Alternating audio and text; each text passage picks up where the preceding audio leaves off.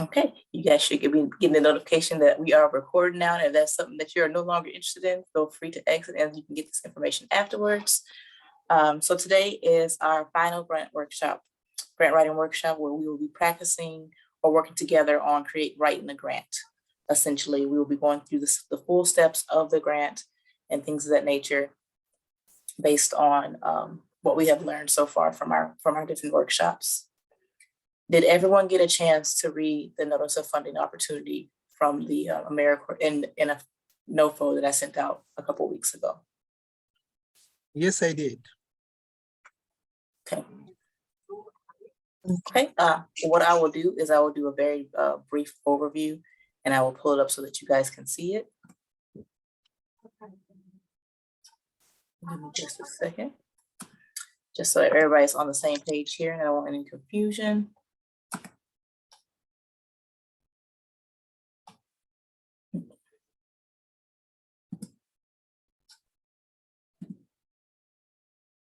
Can everybody still see my screen? Yes. I'm like, there's only a few of you, so feel free to unmute yourself or put something in the chat. So this is the notice of funding opportunities for the Volunteer Generation Fund Grant for the American Rescue Plan that President Biden is spearheading. So essentially what this program or this grant is to do is to help, essentially, like it says, generate volunteers, quality volunteers to address the needs in our communities that are related to food security, capacity building, economic opportunities, things of that nature.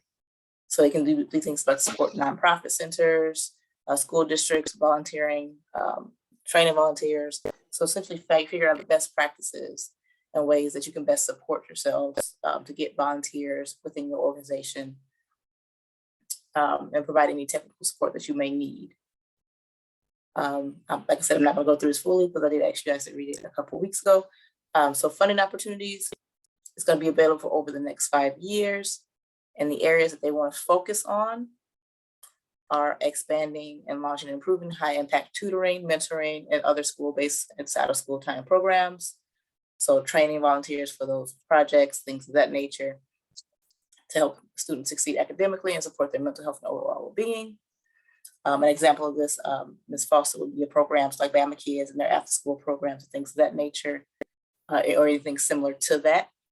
Programs that actively engage, removing structural racial inequities, advancing racial equality, and increasing the opportunity in order to achieve sustainable change.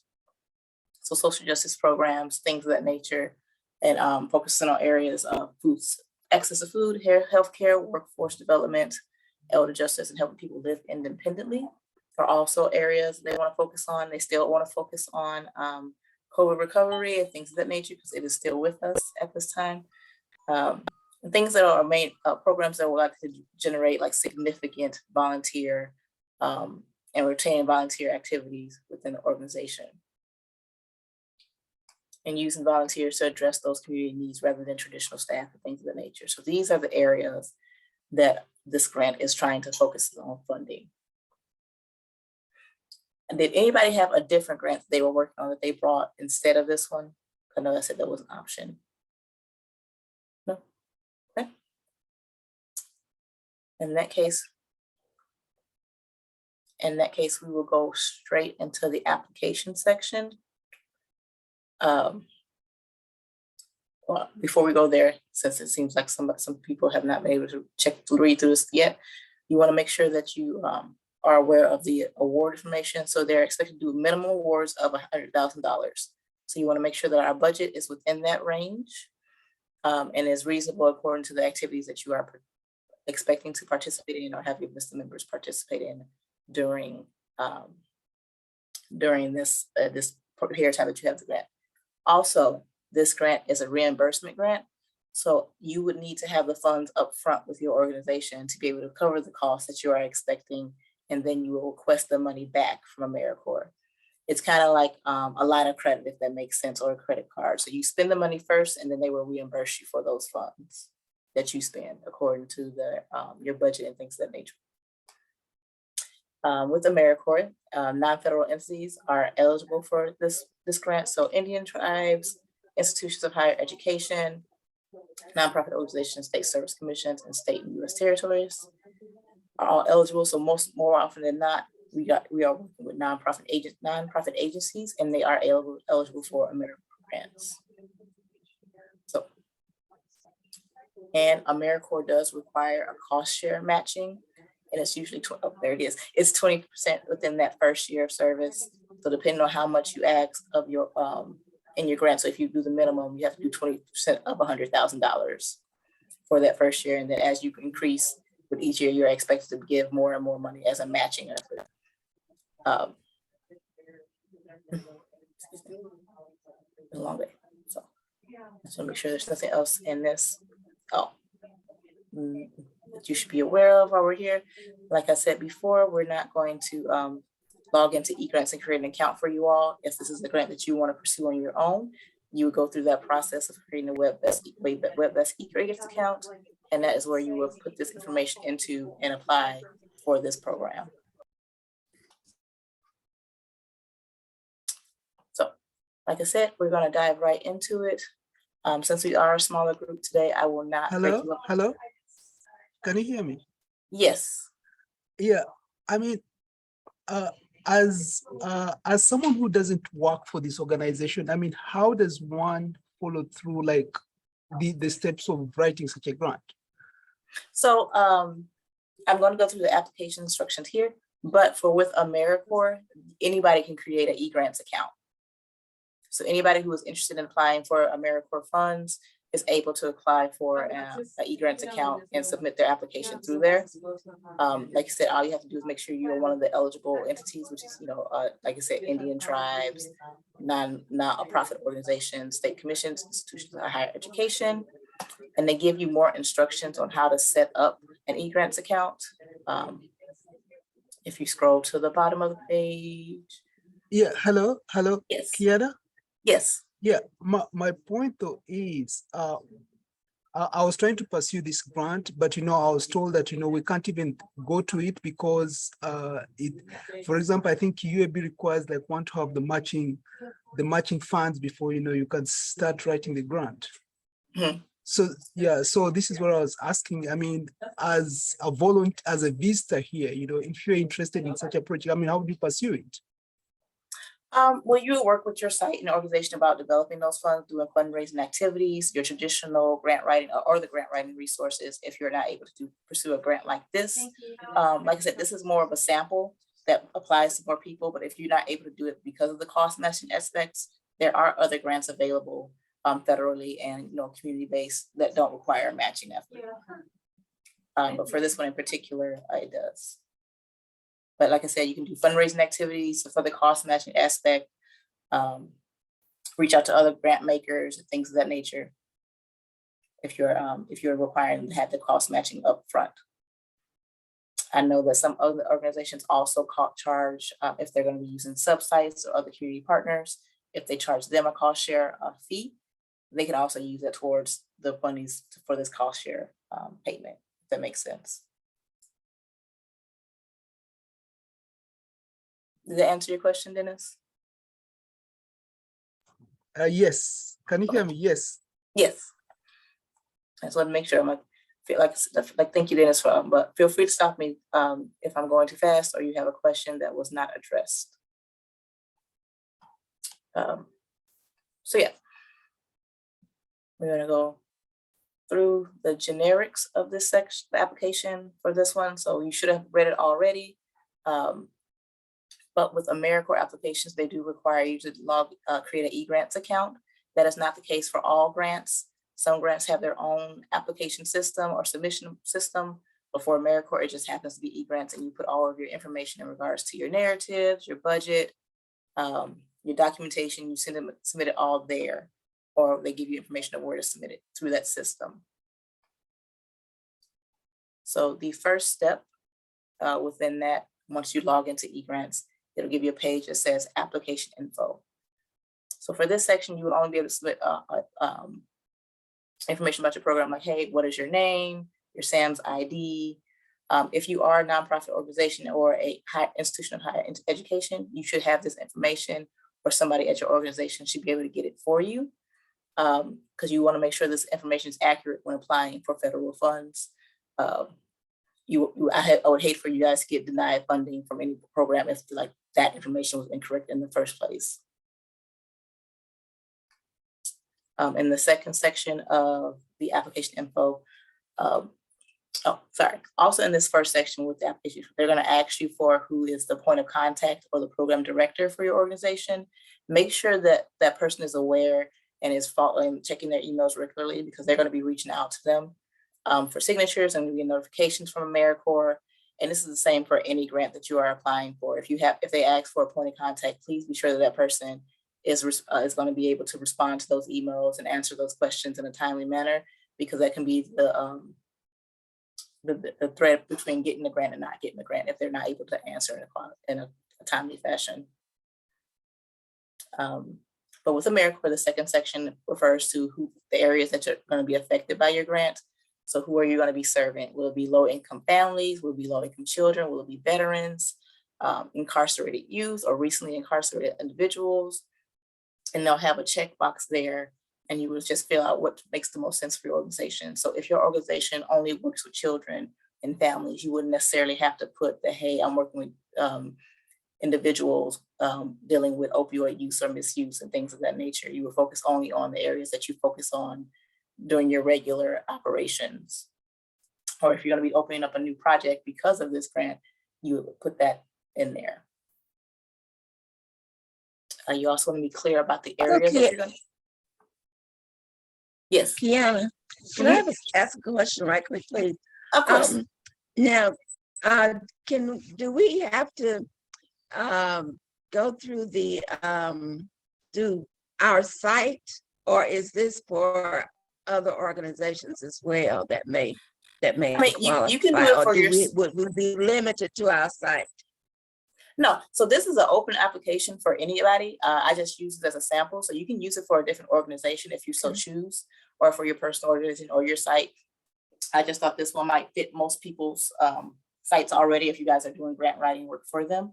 But you can definitely apply for these funds with other organizations or nonprofits. So as long as you are within their guidelines, you guys are more than welcome to apply for anything within the federal government. Sorry.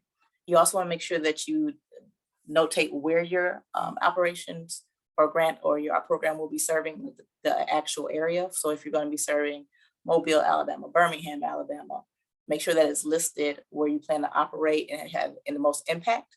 And for county information, please have that information as well. So if you're going to serve Birmingham, but you're only going to serve Jefferson County, make sure that's noted in that portion of the grant application as well.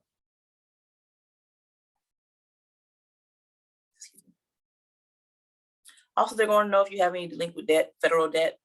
Hopefully the answer is no, but if you do have debt, you have to explain that, and that would determine whether or not you can have those funds available to you, or if you would be eligible for these funds if you are currently in debt to the federal government as an organization. This does not ask for your personal information as far as federal debt. It's only for your organization. With the narrative, this is more of the storytelling part of the grant. I think we touched on this during, I want to say, the first or second workshop that we had, telling your story, explaining what your organization does, having a clear understanding of what your mission is and how you have been serving your community and your target group, and how you plan on using these funds to serve your target group. But as with all grants, these are some good points to be aware of. So lead from strength and make sure you are explicit in the things that you're doing, and talk about the things that you are good at and what you've been doing, and have that detail available for them. But you also want to make sure that you are writing in a way that is complete but concise, is what I always use in social work. So you want to tell the story, but make it concise enough that somebody's not reading for like hours and hours on end, because it makes it a lot easier for people to get the information quickly, make a decision with all the information there without it being 51 pages. I think this grant in particular actually limits you to like 10 pages double spaced if you have to type it out or to submit a hard copy. So we keep that in mind when you create these narratives and writing what you writing what your program does in your history, please be sure to include like the most important information in regards to your program and what makes the most sense and makes the most impact when writing that. And of course, with these narratives, you want to make sure that you have other eyes on it. So yes, of course, whoever writes it, but make sure somebody else proofreads it and reads it over again, and maybe even 3 times. I'm working on the grant currently for our VISTA program for our continuation. And I've had at least asked our project director and both our program staff to read it as well. In addition to me reading it over at least 2 to 3 times, just to make sure it makes sense and that it meets the criteria of being complete and concise, so that a person reading it has an understanding of our program, but doesn't have to sit there for 15 pages of information. So you want to make sure that when they say avoid circular reason, you want to make sure that you have a solution to whatever the challenge is that you're facing or that you're trying to adjust. So you want to make sure like, hey, yeah, this is the issue. We need children to be at a reading level. So we're going to do these, this, and that to make sure that is a possibility. And you can use like your past data, your record, and things of that nature to make sure you can back that up. And it goes back to and explaining how, describe how your project would meet the criteria. So how we use these funds to generate volunteers to help you meet the need of getting children at reading level. How will they be trained in elementary education or youth development, things of that nature? What would that look like for them to be able to meet that need for those students in that area? I'm using students right now because school starts this week, but there's other areas that you can work on as well, and that makes sense in that area. Also, you want to be sure that you are clear and you describe your program effectively. Not everybody's going to know who you are. Even an institution like UAB, not everybody has understanding of what we do and how we operate. So you want to make sure you describe a program in detail to make sure they have a clear understanding of how you reach your target group. And I said that earlier, but have a proofreader. Also follow the instructions. That's one of the biggest things I tell you guys, read the instructions and follow them. This is the application instructions that I sent you that I'm going through with you all right now. I'm going to take a break from talking and let you think amongst yourselves for a moment and talk about what you would include in your executive summary, or if you're doing a mock application and things of that nature. So for this grant in particular, the text they're going to ask you to enter is an executive summary. So tell me about what your organization does, their success, how they plan to use the funds in the future, and how this will impact that continued success and things of that nature. The rationale and approach of your program. So essentially the program design, how do you do things, how do you operate, and how will this how will these funds assist with that project program design?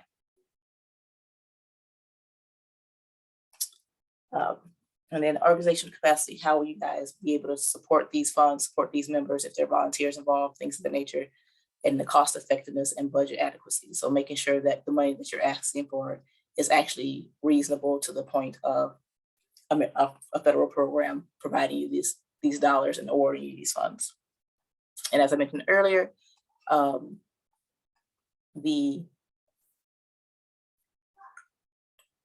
this grant in particular is a reimbursement grant. So you do have to have the funds up front to pay for what you are asking for or requesting. And AmeriCorps will reimburse you after you have paid the funds. So I know that it can be a little difficult for some smaller organizations, but that's how a lot of the support grant organizations or programs operate. Sorry, I was trying to get to the application review. So the first section we talked about is executive summary. Did anybody want to talk a little bit about what they had planned for their organization, what their executive summary might look like, what they plan to include or what they would expect to include based on their organization that they're working with or their organization of their own?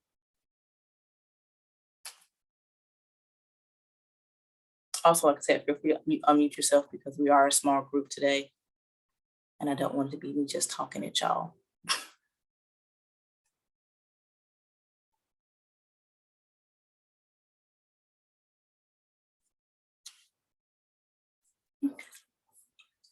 Okay. what I can do is I can talk about what our executive summary kind of details. So our executive summary essentially talks about the UAB institution as a whole and their dedication to community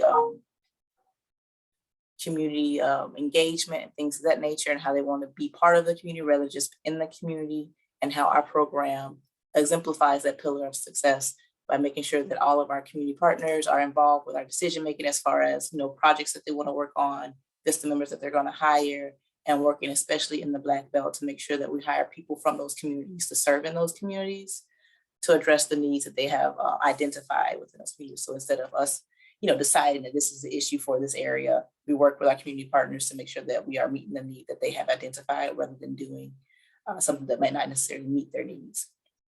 And in general, talking about the success of the UAB VISTA program and how we have placed members for, you know, years and years, and what our program does and background and history of what UAB is.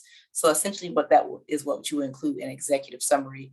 You could also include, if you have data from like an annual review, say we've served this many meals based on such and such, we addressed this many people or assisted with this many people during COVID-19 recovery. We helped with educate this many students through volunteer services, things like that. That is something that you will include within your executive summary. You want to include some of those successes and things of that nature.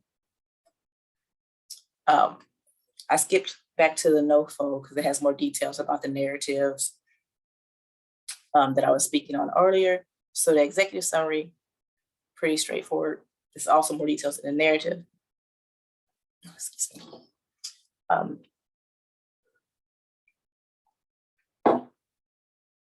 But for the next sections, the most impactful pieces would be that program design, organizational capability, and cost effectiveness and budget adequacy. So with program design, they give you a breakdown in the NOFO that I sent out. So you want to make sure in that program design section that you convincingly link the identified need and your interventions and anticipated outputs. So you want to make sure that what you're saying that you're addressing, you can actually address and within reasonable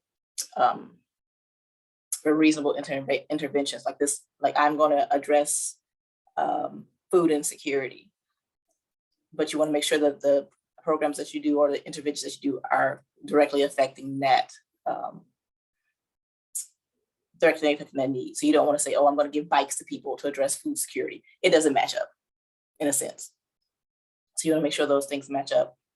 And you want to make sure it aligns with the mission of the BGF grant, which is essentially to create more volunteers and create more volunteer support in the efforts of like food security, education, economic opportunity, things of that nature.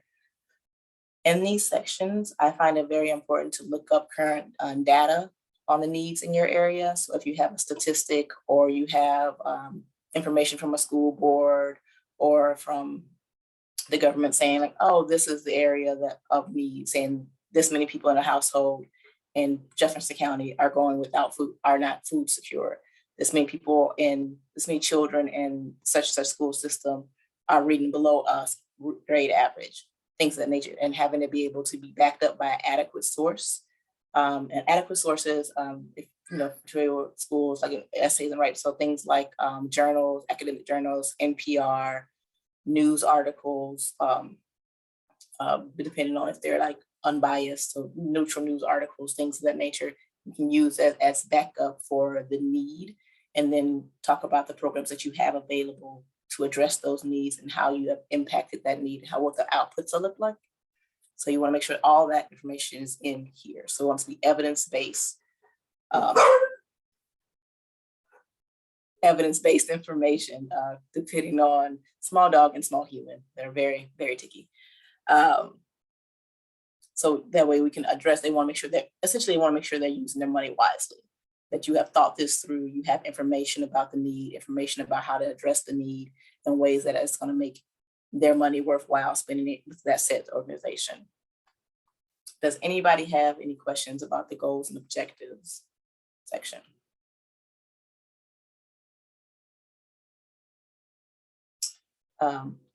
Okay.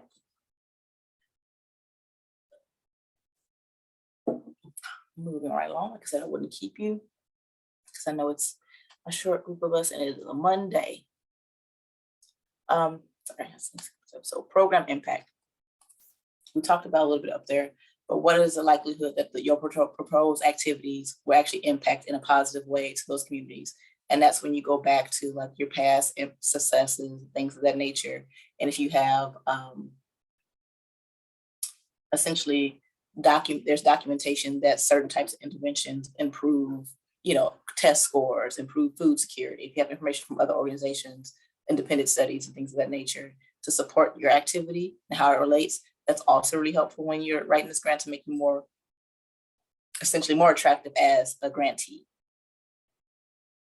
So pretty straightforward.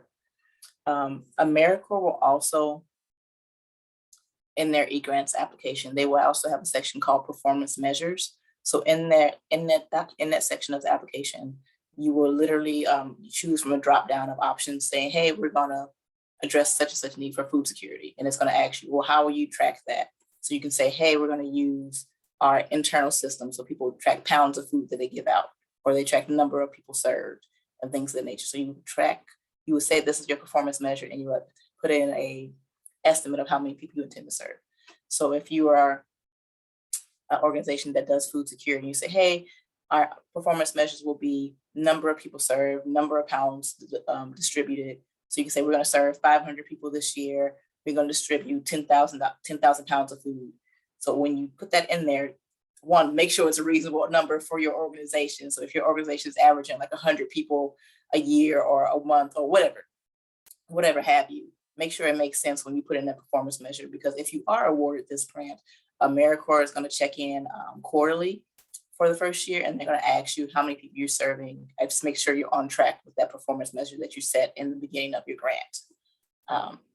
And if you're unsure of those numbers, please go back into your organization or to your board of directors to see if they have that information available on the average of how many people you serve, how much impact you're having, because you all should be documenting that anyway within an organization.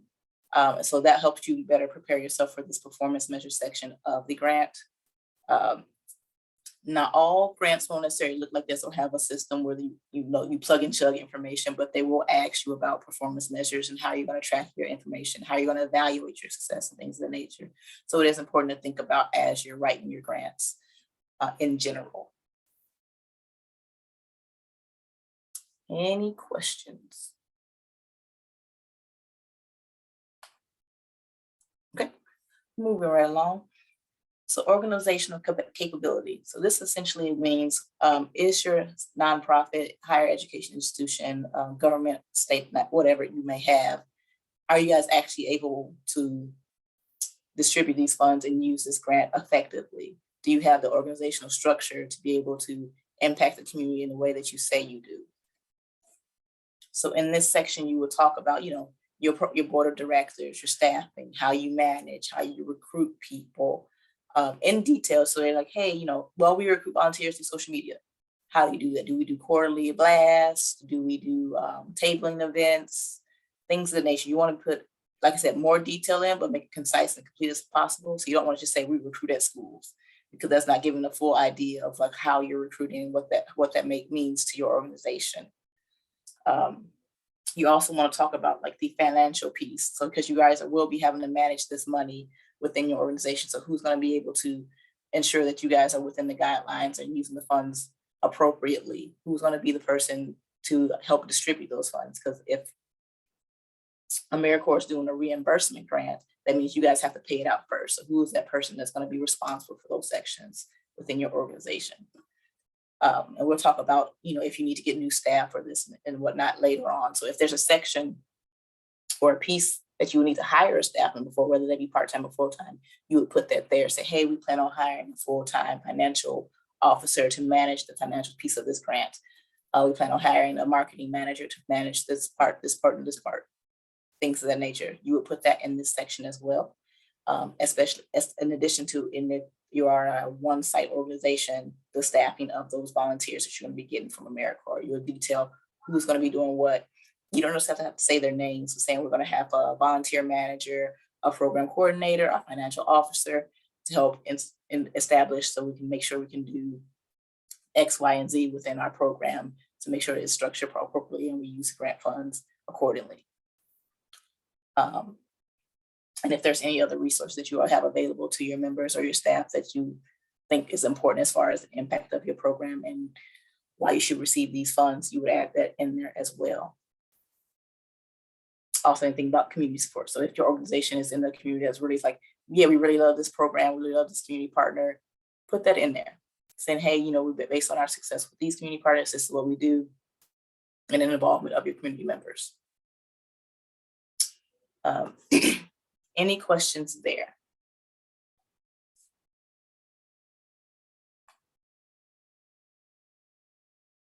Okay.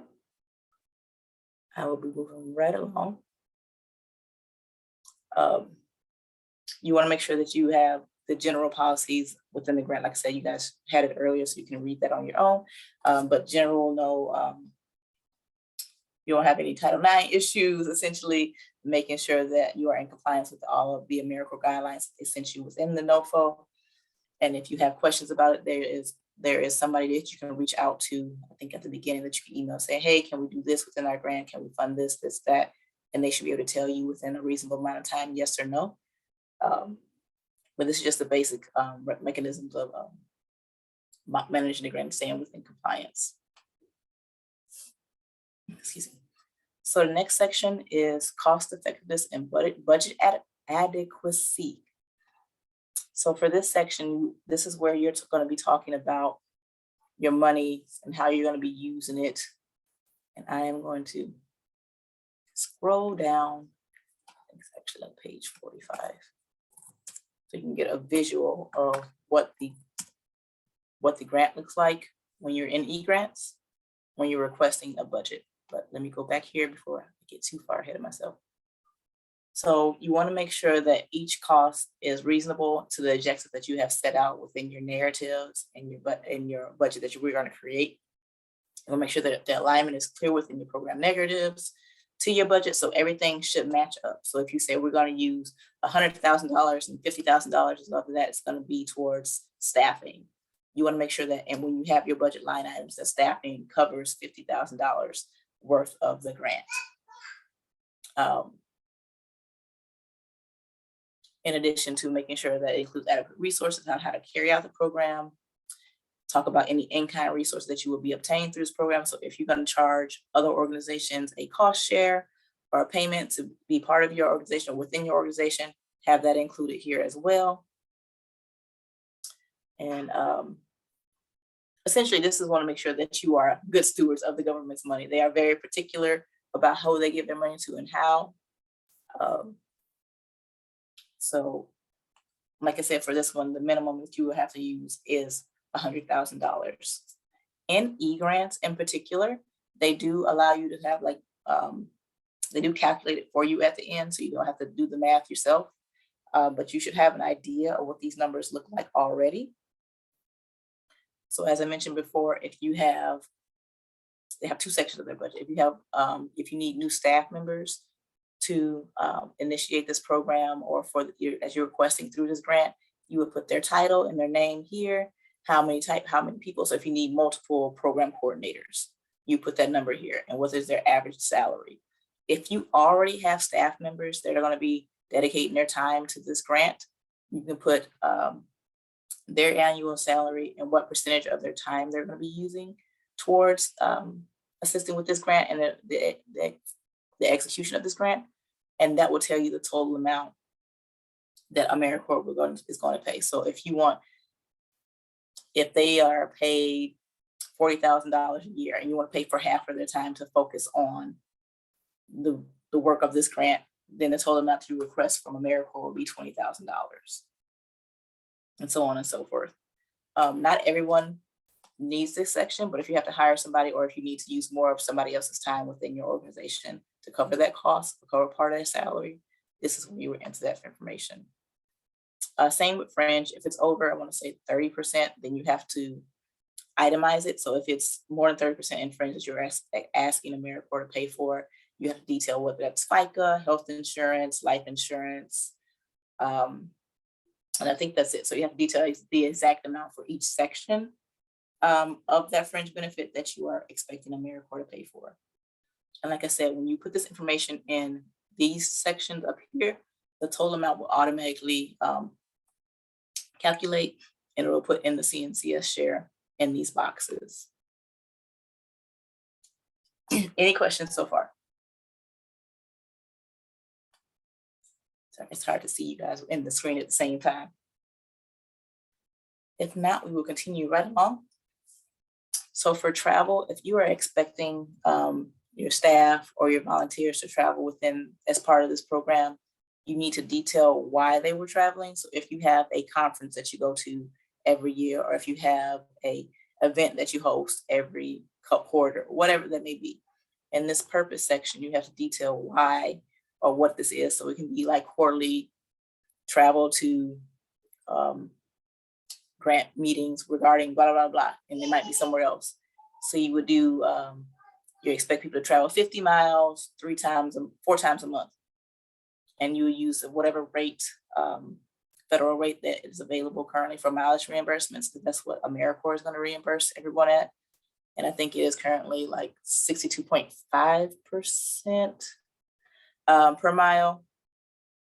So you want to make sure you have that an idea of that.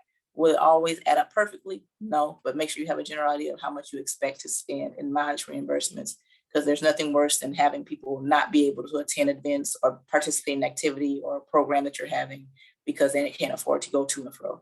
Because as of right now, gas is very expensive. So you want to make that a reasonable event for them. Equipment and supplies, it depends on your organization if you need additional equipment and supplies. There is a cap on equipment. I want to say it's $3,000. If it's $3,000 or more, then we have to consider an equipment. If it is less than that, then we would consider it supplies. And again, you would detail what the equipment is. So if you guys need a new printer, or if you need computers or tablets for your kids in the program to use, you would put that here, and you put the quantity and the expected unit cost for each project program, or I'm sorry, equipment activity that you have. So if you need 20 tablets and they're all $150 a piece, you will put, 150 and how much they cost here, and it will total that amount for you within your program. Again, you should already have an idea of what these things are going to cost in advance, because you should have put it in your narrative, like, oh, we're going to get tablets for the kids to do this, that, and the other. This is how we're going to impact our program. Supplies, or if there is, I think it's anything under $3,000, so you have to put that here and detail like what kind of supplies do you need. Do you need arts and crafts materials? Do you need printer materials? Things of that nature. You will put those in that section. And again, detail the total amount that you expect to have for that. And just again, this should be the same as your narrative. They must match up correctly, or else AmeriCorps could deny it or ask you to, or send it back to you for corrections if the numbers do not match up. So that's why it's important to have a lot of different people looking over it and checking behind you. Not always as familiar, but consulting, contractual and consulting services. So if you guys are using a platform, or you have somebody else helping you with payroll and they charge you a fee, this is where you will put that information. So you should be researching what those costs are in advance. For example, we use Encore. We use Encore for our services for time tracking and things of that nature. So if you have something like that, you need to put that number within there, how much it costs you.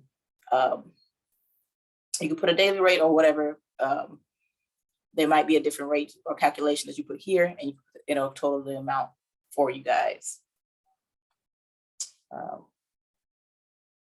Again, depending on your organization or what you're trying to do with your grant, are there any training costs that you need to have covered for your program? Do you need to have all of your volunteers that are working with children? Do they have to participate in a certain training? Do they have to have certain certifications? Certain organizations, they require, first aid training. That's not necessarily free. So do we need to have that information in here and have that covered by your organization? So again, you put that first aid CPR training, how much it's going to cost, and it'll total it amount in the CNCS share area. And then evaluation, how you evaluate your program. Are you going to have somebody else collect that data for you? If you're doing it within your organization already, or you use a software, you should know how much that costs for you guys to do within the organization. And when you are done with this first section, e-grants will sum up the entire page and put it here. And so that way you can track how far within your grant you use, or how many dollars you use so far in your request to AmeriCorps. Are there any questions there? There is a lot of information. But like I said, if you already know your organization or who you're going to be working with, you should have a lot of this information already, or you should be able to get it from somebody within the organization, whether it be the board of directors, staff, executive directors, things of that nature. They should have an idea of this information or where to get it from. Or they can point you in the right direction to find it.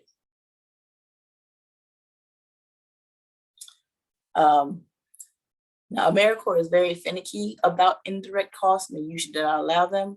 But if you are federally approved, you can also put your indirect costs in this section. And I would just refer back to the NOFO about the instructions for that.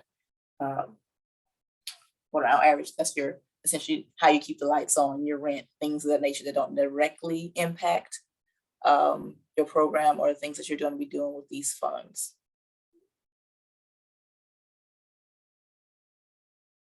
And that's essentially just section 2 for this one. And I'll give you option to validate the budget and the match, whether or not secured funds. So if you are expecting, or you're going to be expected to match 20% of whatever your grant, how do you expect to match those funds with AmeriCorps? You can put, whether or not you have secured them or not, you can put, hey, we plan on doing this fundraiser. We plan on cost sharing with this organization. We plan on writing another grant from another organization, or using our donations from our sponsors and things of that nature. And whether they be the amount, whether that's in kind or cash, you will put that here and detail whether it's state, local, or private. So that is that section. And AmeriCorps also gives you a nice little checklist. Also, equipment is $5,000, not $3,000. So they give you a little checklist of make sure that your budget makes sense and is in compliance with their guidelines. And all this, like I said, all this information is available in that email that I sent you all and online with AmeriCorps.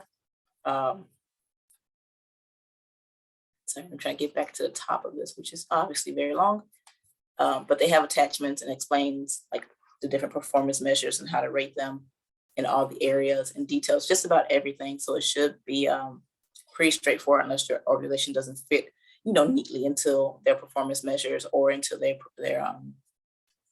focus areas. But you can always ask someone within the organization to help you with that, or to clarify to see where you might fit within that organization. Sorry. Are there any questions? I'm gonna stop the share for now. I know that was like a lot of information and I did a lot of talking. So I want to hear from you guys, see if you guys have any questions, or if you guys are working on a grant currently that I can help answer some questions about. But I want to go through and talk about, a grant that could potentially be beneficial for any sites based on what a lot of your sites are doing, which is, food security, education, general volunteerism and things of that nature. So any questions, thoughts that you guys have?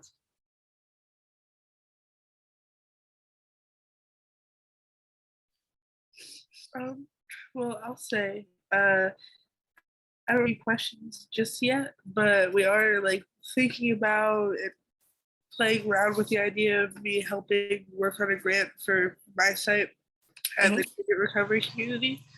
So yeah, I don't really have any questions yet, but I might be, reaching back out to you and stuff. But yeah, this has been very helpful so far. Thank you. Not a problem. And this grant in particular is a very big one for a federal grant. So they have lots of details and lots of expectations. So with any grant that you guys are applying for, I always say, read the instructions thoroughly, because I would hate for you guys to miss out on funds based on a small detail within an application.